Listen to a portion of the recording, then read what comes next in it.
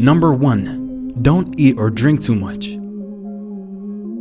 Eating too much is a common mistake made by many who fast during Ramadan.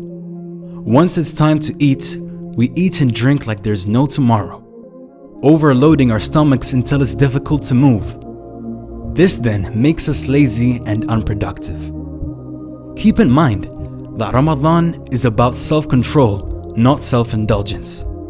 So let's try to stick to the prophetic rule on eating. Fill our stomachs with 1/3 food, 1/3 water, and 1/3 breathing space, inshallah. Number 2. Give daily charity. The Prophet Muhammad, peace and blessings be upon him, was always generous, but even more so during the month of Ramadan. The rewards for charity are increased so much during Ramadan that we strongly advise everyone who can to donate a little amount every single day during Ramadan. The reward will be multiplied many times. This way you can also guarantee your donation is on Laylatul Qadr, the night of power. A person who donates only 10 pounds on Laylatul Qadr will have the reward of donating 300,000 pounds of charity. Subhanallah, don't miss out. Number 3. Pray 5 times a day. During the month of Ramadan, you will find the masjids completely packed out during Taraweeh prayers, which is amazing. But then, during the 5 daily prayers, you will notice the masjids are nowhere near as packed. Unfortunately, many people have mixed up their priorities.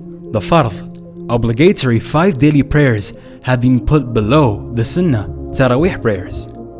Although nobody can deny the importance of the Taraweeh prayers, which comes with an abundance of rewards and blessings, the 5 daily prayers will always be greater and above all the sunnah or optional prayers. So please, do not neglect your obligations this month. Number 4. Month of the Quran. During Ramadan, many Muslims try to finish the Quran as fast as possible. Some people finish reciting it 2, 3, or even 5 times. Subhanallah, as though it's a speeding competition. It is recited without any understanding or contemplation.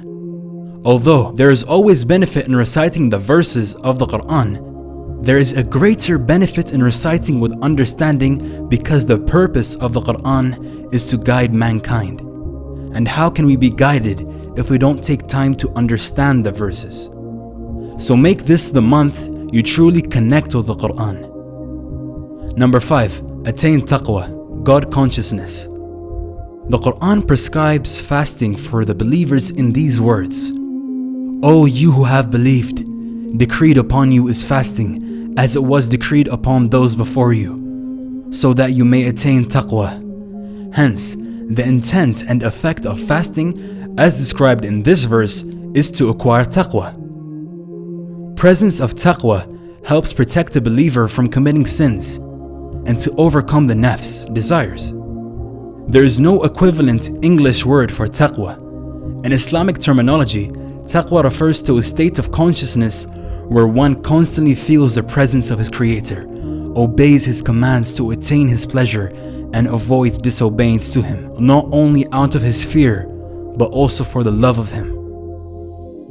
These are just 5 tips from the Merciful Servant team, wishing you all a very blessed Ramadan.